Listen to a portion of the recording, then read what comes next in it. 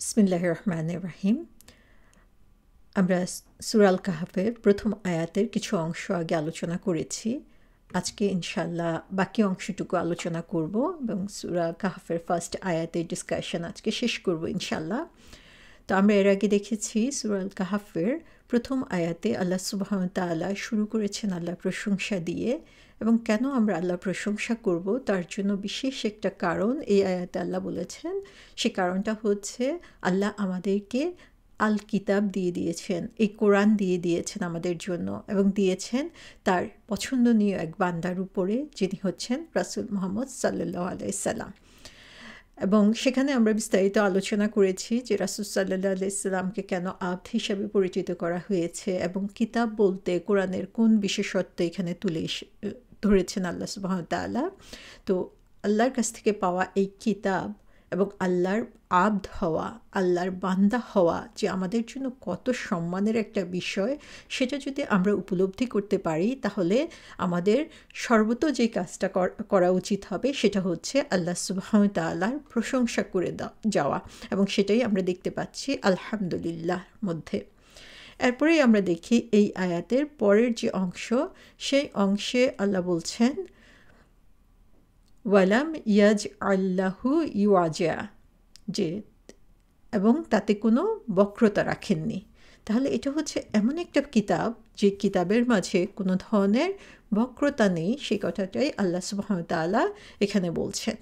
আমরা এই পার্টটা নিয়ে যদি একটু বোঝার চেষ্টা করি তাহলে দেখব এখানে যেই শব্দটি ইউজ করা হয়েছে কোরআনের জন্য, আল কিতাবের জন্য, সেটা হচ্ছে ইউআজা। ইউআজা শব্দটা এসেছে আইন, ওয়া, জিম, এই তিনটা রুট লেটার থেকে। তো এটার অর্থ হচ্ছে কোনো কিছু বাঁকা হওয়া, কোনো কিছু কার্ভড হয়ে যাওয়া, ক্রুকেড হওয়া, অথবা পেঁচানো অবস্থায় থাকা। তার মানে এটা সরল, বা এটা যেভাবে স্ট্রেট থাকার কথা সেরকম অবস্থায় নাই, সেটা বোঝানোর জন্য আইন, ওয়া, জিম এই তিনটা লেটার দিয়ে সেটাকে প্রকাশ করা হয়ে থাকে। তো আল্লাহ বলছেন যে কোরআন হচ্ছে এমন একটা বই যেটাতে কোনো ধরনের ক্রুকেডনেস নেই, কোনো ধরনের বক্রতা নেই। তার মানে হচ্ছে কি এটা একটা সরল কিতাব। এখানে আমরা দেখি, আমরা যদি ইউআজা শব্দটার সাথে পরিচিত হই তাহলে দেখব এটা শাব্দিক যে অর্থ সেটা হচ্ছে এমন একটা রুলার, যে রুলার মানে হচ্ছে যে স্কেল দিয়ে আমরা পরিমাপ করি, সেই রুলারের মধ্যে ক্র্যাক রয়েছে, কোনো ফাটল রয়েছে, কোথাও হয়তো বা একটু ভেঙে আছে, এরকম রুলার বোঝানোর জন্য ইউআজা শব্দটি ইউজ করা হয়। তো আমরা যদি সেই রুলার দিয়ে কোনো স্ট্রেট লাইন টানতে যাই তাহলে এটা কিন্তু কখনোই সম্ভব হবে না, কারণ এটার মাঝে যে ক্র্যাকটা আছে বা যে ব্রোকেন জায়গাটা, ভাঙা জায়গাটা আছে, সেটার জন্য সেই স্ট্রেট লাইনটা নষ্ট হয়ে যাবে। ইওয়াজা শব্দের এই অর্থটা থেকে আমরা বুঝতে পারছি যে কোনো জিনিস স্ট্রেট না, সরল না বোঝানোর জন্য ইওয়াজা শব্দটি ইউজ করা হয়েছে। এটা যদি আওয়াজ আমরা চিন্তা করি যে আইনের উপরে আমরা যদি জবর বা ফাথা দিয়ে এটাকে চিন্তা করি তাহলে এটাকে বোঝানো হয় এক ধরনের ডেভিয়েশন, অর্থাৎ যেটা সঠিক অবস্থানে থাকার কথা ছিল সেখান থেকে সরে যাওয়া। এবং এই ডেভিয়েশনটা, এই সরে যাওয়াটা হচ্ছে যেটা ফিজিক্যালি দেখা যায়, এটা খালি চোখে দেখা যায়, মানে বাইরে থেকে দেখেই বোঝা যায় যে এটার অ্যাপিয়ারেন্সের মধ্যে বা এটার চেহারার মধ্যে কিছুটা চেঞ্জ এসেছে, এটা যেরকম থাকার কথা ছিল সেরকম না। এটা একটা ভিজুয়াল ডেভিয়েশন বোঝানোর জন্য আওয়াজ শব্দটা ইউজ করা হয়ে থাকে। আর আইনের নিচে যদি আমরা কাসরা অথবা জার ইউজ করি, এখানে ইউআজ বলি, তাহলে সেটার জন্য মোস্টলি বোঝানো হয়ে থাকে যে এটা হচ্ছে অ্যাবস্ট্রাক্ট ডেভিয়েশন। সাধারণত বলা হয়ে থাকে ইউআজা শব্দটা দিয়ে দুইটাই বোঝানো হয়, ফিজিক্যাল বা ভিজুয়াল ডেভিয়েশনের সাথে সাথে অ্যাবস্ট্রাক্ট ডেভিয়েশন বোঝানো হয়ে থাকে। তাহলে আমরা দেখি যে জাস্ট হচ্ছে একটু হারাকা চেঞ্জের জন্য ইউআজা শব্দটা দিয়ে যে জিনিসটা বোঝানো হয় এটা এক ধরনের ডেভিয়েশন, নর্মাল যে অবস্থান সেই অবস্থান থেকে সরে গিয়েছে, এবং এটা ভিজুয়াল হতে পারে, যেটা ফিজিক্যালি দেখা যায়, বাহ্যিক চোখ দিয়ে আমরা দেখতে পাচ্ছি, সেটাও হতে পারে। আবার হচ্ছে এটা অ্যাবস্ট্রাক্ট ডেভিয়েশনও হতে পারে। অর্থাৎ সেটা বলতে যেটা বোঝানো হচ্ছে যে কোনো জিনিস সে আইডিয়া, বিলিফ অথবা তার মূল নীতির মাঝে যদি কোনো ধরনের চেঞ্জ চলে আসে, তখন সেটাকে ইওয়াজা বলা হয়ে থাকে। সো আওয়াজ যেটা, সেটার মিনিং হচ্ছে কোনো জিনিস সোজা অবস্থায় ছিল এবং সেটা পাকা হয়ে পড়েছে, অথবা আনইভেন রোড বোঝানোর জন্য আওয়াজ শব্দটি ইউজ করা হয়ে থাকে। আর ইওয়াজ শব্দটি ইউজ করা হয়ে থাকে কোনো ল্যান্ডের জন্য, ভূমি আনইভেন বোঝানোর জন্য, অথবা ধর্মীয় ক্ষেত্রে কোনো বিকৃতি যদি আসে সেটাকে বোঝানোর জন্য ইওয়াজ শব্দটা ইউজ করা হয়ে থাকে। তো আল্লাহ সুবহানাহু ওয়া তাআলা এখানে আল কিতাব, কোরআনের কথা যে বলতে চেয়ে তিনি বলেছেন যে এটাতে কোনো ধরনের ইওয়াজ নাই। তার মানে কি, এটাতে আমরা যদি ফিজিক্যাল অ্যাপিয়ারেন্স থেকে দেখি যে বইটার মাঝে কোনো ধরনের চেঞ্জ আনা হয়েছে কি না, এই বইটাতে ফিজিক্যালি আমরা আমাদের ভিজুয়ালি যদি দেখতে চাই, এই বইটাতে কোনো চেঞ্জ হয় নাই এবং হবে না। আমরা জানি আল্লাহ সুবহানাহু ওয়া তাআলা বলেছেন যে এই বইটার সংরক্ষক হচ্ছেন আল্লাহ সুবহানাহু ওয়া তাআলা নিজে। সে কারণে অন্য আসমানি কিতাবগুলোতে যদিও চেঞ্জ এসেছে, আল্লাহ এই বইটাকে নিজের হাতে সংরক্ষণ করবেন। সে কারণে এটাতে কোনো ধরনের বক্রতা নেই, এটার মধ্যে কোনো ধরনের ডেভিয়েশন নেই, কোনো ধরনের চেঞ্জ নেই। আবার আমরা যদি এটাকে অ্যাবস্ট্রাক্ট ডেভিয়েশনের কথা চিন্তা করি, তাহলে আমরা দেখব যে সময়ের সাথে সাথে মানুষের মন মানসিকতার, মানুষের চিন্তা ভাবনার, মানুষের অ্যাকসেপ্টেবিলিটি কিন্তু অনেক চেঞ্জ হয়ে যায়। দেখা যায় যে কোনো একটা জিনিস আমরা জানি যে এই জিনিসটা খারাপ, কিন্তু যখন বারবার সেই জিনিসটার প্রতি এক্সপোজড হয় মানুষ, তখন তার কাছে আস্তে আস্তে সেই জিনিসটা শিথিল হয়ে আসে। যেমন আমরা যখন কোনো মানুষ খুন হওয়ার কথা চিন্তা করি, সেটা ফার্স্টবার মনে হয় যে অবশ্যই প্রথমবার শোনার পরে আমরা শকড হয়ে যাই, প্রথমবার আমরা খুব বেশি আহত হই। কিন্তু এমন কোনো জায়গার কথা আমরা চিন্তা করি যে প্রতিদিনই নিউজ পেপারে একজন, দুইজন, তিনজন প্রতিদিনই হচ্ছে কেউ না কেউ খুন হওয়ার ঘটনা আসছে, রেপড হওয়ার ঘটনা আসছে। যে জিনিসগুলো খুব কঠিন ছিল, বারবার দেখতে দেখতে সেই জিনিসগুলো আমাদের কাছে সহনশীল হয়ে যায়, আমাদের মনের মাঝে একটা চেঞ্জ চলে আসে, আমাদের চিন্তাভাবনায় চেঞ্জ চলে আসে। যে জিনিসটা আগে আমরা অ্যাকসেপ্ট করতে পারতাম না, দেখতে দেখতে দেখা যায় সেই জিনিসটাও আমাদের অ্যাকসেপ্টেবিলিটি চলে আসে আমাদের মাঝে। হয়তো বা অনেক সময় আমরা নিজে থেকে পছন্দ করি না, কিন্তু আমাদের মন মানসিকতার মধ্যে চেঞ্জ আসে, অথবা আমাদেরকে অ্যাডাপ্ট করে নিতে হয় সে পরিস্থিতির সাথে। স্পেশালি আমরা যারা দেশের বাইরে থাকি, তারা দেখব যে আগে আমাদের মাঝে যে ধরনের একটা সোশ্যাল আইডিয়া ছিল, যখন আমরা বিদেশে আসি তখন দেখা যায় সেখানকার মানুষের কালচার দেখতে দেখতে এক সময় সেখানে আমাদের চিন্তাভাবনার মধ্যে চেঞ্জ চলে আসে। যে সময় একটা ছেলে মেয়ে একসাথে কথা বলবে সেটা দেখতেই অনেক সময় খারাপ লাগতো, আর এখন হচ্ছে আমরা দেখি যে রাস্তাঘাটে ছেলে মেয়েদের অবাধ মেলামেশা, সেটাও অনেক সময় আমাদের কাছে সহনশীল হয়ে যায়, যে দেখতে দেখতে আমাদের মাঝে এই চেঞ্জটা চলে আসে। অথবা পরিস্থিতির কারণে মানুষের মাঝে অনেক চেঞ্জ চলে আসে। কিন্তু আল্লাহ সুবহানাহু ওয়া তাআলা বলছেন যে কোরআন হচ্ছে এমন একটা বই যেটা যে সময়ের সাথে সাথে এটার আইডিওলজিতে কোনো চেঞ্জ আসবে না। এটা যে জিনিসটাকে হারাম বলেছিল সেটা হারামই থাকবে কিয়ামত পর্যন্ত, যে জিনিসটাকে হালাল বলেছে সেটা হালালই থাকবে, যে জিনিসটা গ্রহণযোগ্য ছিল সেটা এখনও গ্রহণযোগ্য, যেটা আগে গ্রহণযোগ্য হয় নাই সেটা 1400 বছর পরেও হচ্ছে আমাদের কাছে এটা গ্রহণযোগ্য হবে না। অর্থাৎ সমাজ চেঞ্জ হয়েছে, মানুষ চেঞ্জ হয়েছে, সময় চেঞ্জ হয়েছে, কিন্তু কোরআনের মাঝে কোনো ধরনের চেঞ্জ আসে নাই। এবং বলা হয় যে এই ইওয়াজা বলতে বোঝানো হয় এই যে বক্রতা আসা বা ক্রুকেটনেস আসা, সেটা ইটসেলফ নিজের মধ্যে আসতে পারে, অথবা আদার কোনো ইনফ্লুয়েন্সের কারণে আসতে পারে। আমরা দেখি যে আমাদের সমসাময়িক পরিস্থিতির কারণে অথবা পরিবেশের কারণে আমাদের মাঝে অনেক চেঞ্জ চলে আসে। কিন্তু কোরআন হচ্ছে এমন একটা বই, সেটা নিজেও যেমন চেঞ্জ হবে না, আদার ইনফ্লুয়েন্সও কোরআনের আইডিওলজি কখনো চেঞ্জ হবে না। সো কোরআনের যে প্রিন্সিপাল, মূলনীতি, কোরআন যে শিক্ষা আমাদেরকে দিচ্ছে, যে ভ্যালুসগুলো আমাদেরকে শিখাচ্ছে, সেগুলো সবসময় অবিকৃত থাকবে। আমরা হয়তো বা নিজেদেরকে চেঞ্জ করে নিতে পারি, কিন্তু আল্লাহ সুবহানাহু ওয়া তাআলার দেওয়া মূলনীতির অথবা তার যে শিক্ষা সেটা কখনোই চেঞ্জ হবে না। আল্লাহ সুবহানাহু ওয়া তাআলা আমাদেরকে সেটাই দেখাচ্ছেন, এবং সেজন্যই আমরা দেখি যে কোরআনে যে শিক্ষাগুলো আমাদেরকে দেওয়া হয়েছে সেই জিনিসগুলো সবার কাছেই কিন্তু ভালো। সত্য কথা যে বলতে হবে সেটা আমরা সবাই জানি। সময়ের সাথে সাথে সেটার মূল্যবোধ চেঞ্জ হয় না। মানুষের উপরে টর্চার করা, মানুষ খুন করা, মানুষকে আঘাত করা, এটা যেমন আগে খারাপ ছিল এখনও খারাপ আছে। সো কোরআন যে জিনিসগুলো আমাদের শিখাচ্ছে, যে জিনিসগুলো আমাদের জন্য ইম্পর্টেন্ট, সেগুলো কখনোই চেঞ্জ হবে না। সেটাই আল্লাহ সুবহানাহু ওয়া তাআলা এখানে বলে দিচ্ছেন। সো আমাদের সমাজ, সংস্কৃতি, চিন্তা ভাবনা চেঞ্জ হতে পারে, আমাদের উপলব্ধি চেঞ্জ হতে পারে, কিন্তু কোরআনের মাঝে কোনো কন্ট্রাডিকশন নাই। বলা হচ্ছে যে কোরআন হচ্ছে এমন একটা বই, যে বইয়ের এতগুলো পেজ এবং কোরআনের প্রথম থেকে শেষ পর্যন্ত নিজের মাঝে কোনো বিরোধপূর্ণ কথা আমরা পাবো না। তো এটাও হচ্ছে ইওয়াজা শব্দ দিয়ে বোঝানো হতে পারে।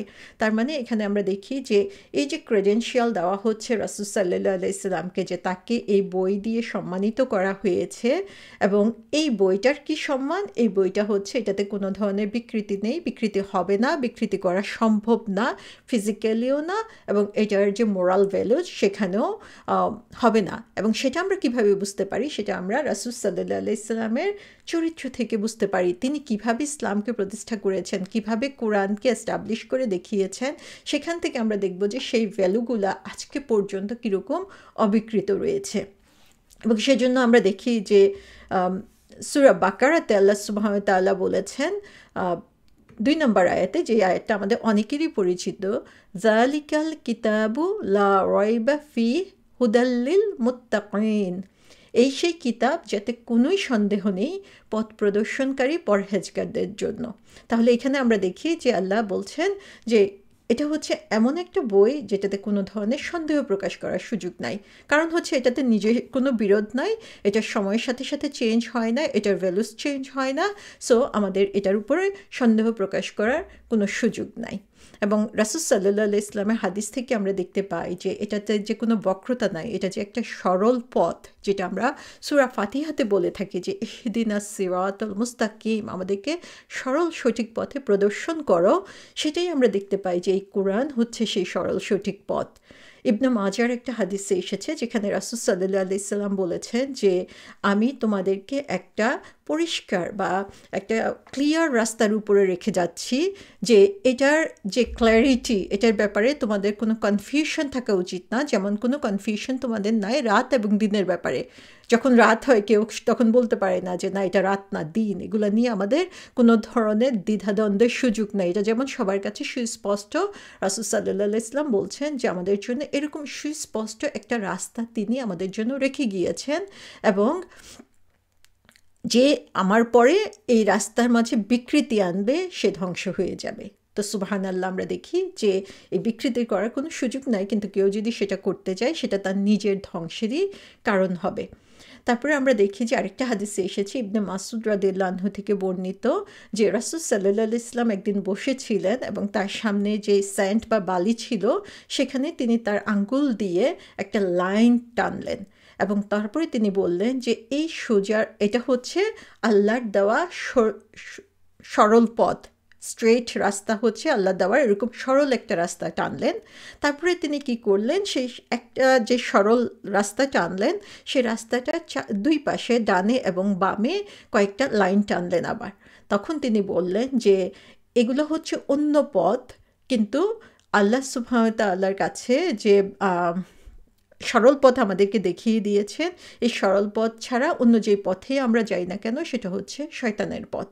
তারপরে রাসূল সাল্লাল্লাহু আলাইহি সাল্লাম একটা আয়াত পড়লেন কোরআনে পাকে, সেই আয়াতটা হচ্ছে সূরা আনামের 153 নম্বর আয়াত। সেখানে তিনি বলছেন, আল্লাহ সুবহানাহু ওয়া তাআলা বলছেন, তোমাদেরকে এই নির্দেশ দিয়েছেন যেন তোমরা উপদেশ গ্রহণ করো, নিশ্চিত এটি আমার সরল পথ, অতএব এই পথে চলো এবং অন্যান্য পথে চলো না, তাহলে সেসব পথ তোমাদেরকে তার পথ থেকে বিচ্ছিন্ন করে দিবে। তোমাদেরকে এই নির্দেশ দিয়েছেন যাতে তোমরা সংযত হও। কত সুন্দর ক্লিয়ারলি আল্লাহ বলে দিয়েছেন এখানে যে এটা হচ্ছে একটি স্ট্রেট রাস্তা, সিরাতুল মুস্তাকিম, যে এই রাস্তাটার মধ্যে কোনো ধরনের কনফিউশন আমাদের থাকা উচিত না, এটার মধ্যে কোনো ধরনের ইওয়াজা নাই, কোনো ধরনের বিকৃতি নাই, এবং এই পথেই আমাদেরকে চলতে বলছেন। অন্যান্য যে আশেপাশে যে পথগুলো রয়েছে সেগুলোতে যেতে মানা করেছেন, এবং সেই পথে আমরা যদি যাব তাহলে আমরা কি হচ্ছে এই সরল পথ থেকে বিচ্ছিন্ন হয়ে যাব। তো আমরা দেখা যায় যে অনেকেই অনেক পথ ফলো করার জন্য চেষ্টা করি, আল্লাহকে বিভিন্নভাবে পাওয়ার জন্য আমরা চেষ্টা করি, হয়তো বা আমাদের উদ্দেশ্য অনেক মহৎ, কিন্তু যেই স্ট্রেট লাইন আল্লাহ রাসূল সাল্লাল্লাহু আলাইহি ওয়াসাল্লাম আমাদেরকে দেখিয়ে দিয়েছেন এবং আল্লাহ যে রাস্তা আমাদেরকে দেখিয়ে দিয়েছেন সেই স্ট্রেট লাইন ভুলে যেয়ে আমরা নিজেদের মন গড়া রাস্তা খুঁজে নেই। এবং রাসূল সাল্লাল্লাহু আলাইহি ওয়াসাল্লাম যেরকম ডান বাঁয়ে রেখা টেনে দেখিয়ে দিয়েছেন সেই মন গড়া রাস্তাগুলো হলো শয়তানের রাস্তা। কারণ কোনো একটা জায়গায় আমি যদি কোনো একটা গন্তব্যে পৌঁছতে চাই তাহলে সবচেয়ে শর্টেস্ট ওয়ে যেটা সেটা হচ্ছে স্ট্রেট লাইন যেটা যাবে। আমি যদি আঁকা বাঁকা হয়ে অন্যদিকে যেতে চাই তাহলে আমাকে ঘুরপথেই যেতে হবে, আমি সেই সরল রাস্তা থেকে নিজেকে সরিয়ে নিব। ইবনে জারির রহমতুল্লাহ আলাইহি থেকে বর্ণনা করা হয়েছে যে একজন লোক এসে ইবনে মাসুদ রাদিয়াল্লাহু আনহুকে জিজ্ঞাসা করলেন যে এই যে সিরাতুল মুস্তাকিমের কথা বলা হয়েছে, এই সিরাতুল মুস্তাকিম জিনিসটা আসলে কি? ইবনে মাসুদ রাদিয়াল্লাহু আনহু জবাব দিলেন যে রাসূল সাল্লাল্লাহু আলাইহি ওয়াসাল্লাম আমাদেরকে এই সিরাতুল মুস্তাকিমের লাস্ট মাথায় আমাদেরকে রেখে গিয়েছেন এবং এর শেষ এর যে শুরুর রাস্তা আমাদেরকে রেখে গিয়েছেন, এটা যেখানে শেষ হয়েছে সেটা হচ্ছে জান্নাহ। সেটার ডান দিকে কিছু রাস্তা রয়েছে, আবার বাম দিকেও কিছু রাস্তা রয়েছে, এবং কিছু লোক আছে এই রাস্তার মধ্যে যারা হচ্ছে তাদেরকে কল করতে থাকে, তাদেরকে ডাকতে থাকে। সো বলছে যে যারা হচ্ছে এই সরল রাস্তা বাদ দিয়ে, কারণ এই সরল রাস্তা সোজা চলে গিয়েছে জান্নাতে, যারা এই সরল রাস্তা বাদ দিয়ে অন্য পথে যারা ডাকছে তাদের কথা ফলো করে চলে যায়, তারা শেষ পর্যন্ত তাদের গন্তব্য হবে জাহান্নামে। সো যারাই হচ্ছে এই সরল রাস্তা নেবে তারাই শেষ পর্যন্ত জান্নাতে পৌঁছতে পারবে। এবং তারপরে তিনি সূরা আনামের এই 153 নম্বর আয়াতটা বলেন। তো আল্লাহর রাসূল সাল্লাল্লাহু আলাইহি ওয়াসাল্লাম এবং আল্লাহ রাব্বুল আলামিনের এই নির্দেশনা থেকে আমরা দেখছি যে আমাদের সরল রাস্তা একটাই, এবং সেটাই কোরআনে বর্ণনা করা হয়েছে এবং সেটাই রাসূল সাল্লাল্লাহু আলাইহি ওয়াসাল্লাম তার জীবন দিয়ে আমাদেরকে দেখিয়ে দিয়েছেন। সুতরাং সেই সরল রাস্তায় চলাটাই হচ্ছে আমাদের মূল টার্গেট হওয়া উচিত। একটা হাদিসে এসেছে যে এই এক্সাম্পলটাও আমার খুবই পছন্দের একটা এক্সাম্পল, যেটা তিরমিজি শরীফের এবং নাসাই শরীফের হাদিসে বর্ণনা করা হয়েছে। এখানে রাসূল সাল্লাল্লাহু আলাইহি ওয়াসাল্লাম বলেছেন যে আল্লাহ একটা উদাহরণ দিয়েছেন সরল পথের। এই রাস্তাটার এই সরল যে পথটা, সোজা যে পথটা, এটা দুই দিকেই হচ্ছে ওয়াল করে দেওয়া আছে। সো এই ওয়ালটার মাঝে মানে একটা সরল রাস্তা গেছে এবং সরল রাস্তার দুই পাশে ওয়াল তুলে দেওয়া হয়েছে। এই ওয়ালের মাঝে আবার কিছু দরজা রয়েছে, সেই দরজাগুলোর মধ্যে পর্দা দেওয়া আছে, পর্দা দিয়ে সেই দরজাগুলো কাভার করে দেওয়া আছে, এবং প্রত্যেকটা দরজার সামনে একজন করে কলার, একজন করে লোক দাঁড়িয়ে আছে, এবং সে বলছে যে হে লোকজন, তোমরা এই আসো এবং এই সরল রাস্তা দিয়ে একসাথে চলো এবং তোমরা ডিভাইড হয়েও না, তোমরা বিচ্ছিন্ন হয়ে যেও না। তো আমরা এটা একটু ইমাজিন করতে পারি, একটা সরল রাস্তা, দুই পাশের ওয়াল আছে, ওয়ালের মাঝে দরজা, কিছু দরজাও আছে, সেই দরজাগুলো পর্দা দিয়ে ঢাকানো, এবং রাস্তার মধ্যে কিছু লোক দাঁড়িয়ে আছে এবং তারা বলছে যে তোমরা এই সরল রাস্তায় একত্রে চলো এবং পরস্পর বিচ্ছিন্ন হয়ে যেও না। তারপরে বলছেন যে এখানে আরও কিছু কলার রয়েছে যারা ডাকছে রাস্তার উপর থেকে, এবং বলে যে তারা যখনই পর্দাগুলো সরিয়ে সেই দরজার দিকে উঁকি মারছে বা সেই দরজার দিকে চলে যাচ্ছে, তখনই বলছে যে ধ্বংস তোমাদের জন্য, এই দরজা খুলো না, যদি তুমি এই দরজা খুলো তাহলে তুমি এই রাস্তার মধ্যে ঢুকে যাবে। এবং যে সরল রাস্তার কথা বলা হয়েছে সেই সরল রাস্তাটা হচ্ছে ইসলামের রাস্তা। দুই দিকের যে ওয়ালের কথা বলা হয়েছে সেই ওয়াল দুটো হচ্ছে আল্লাহ সুবহানাহু ওয়া তাআলা আমাদেরকে যে লিমিট দিয়ে দিয়েছেন যে এর বাইরে আমরা যেতে পারবো না, সেই লিমিটটা বোঝানো হচ্ছে সেই ওয়াল দিয়ে। এবং যে ডোরগুলো রয়েছে, দরজাগুলো মাঝখানে মাঝখানে রয়েছে, সেগুলো হচ্ছে আল্লাহ আমাদেরকে যে কাজগুলো নিষেধ করেছেন সে নিষিদ্ধ পথে যাওয়ার জন্য সেই দরজাগুলো। এবং যে হচ্ছে আমাদেরকে রাস্তার উপরে দাঁড়িয়ে আমাদেরকে কল করছে সেটা হচ্ছে আল্লাহর বুক আল কোরআন। এবং যারা হচ্ছে যখন সে দরজা দিয়ে মানুষ ঢুকতে যাচ্ছে, সে দরজায় ঢোকার পথে নিষেধ করছে, তারা হচ্ছে আল্লাহ সুবহানাহু ওয়া তাআলার প্রতি আমাদের যে ভয় প্রত্যেকের অন্তরে রয়েছে, সেই ভয়।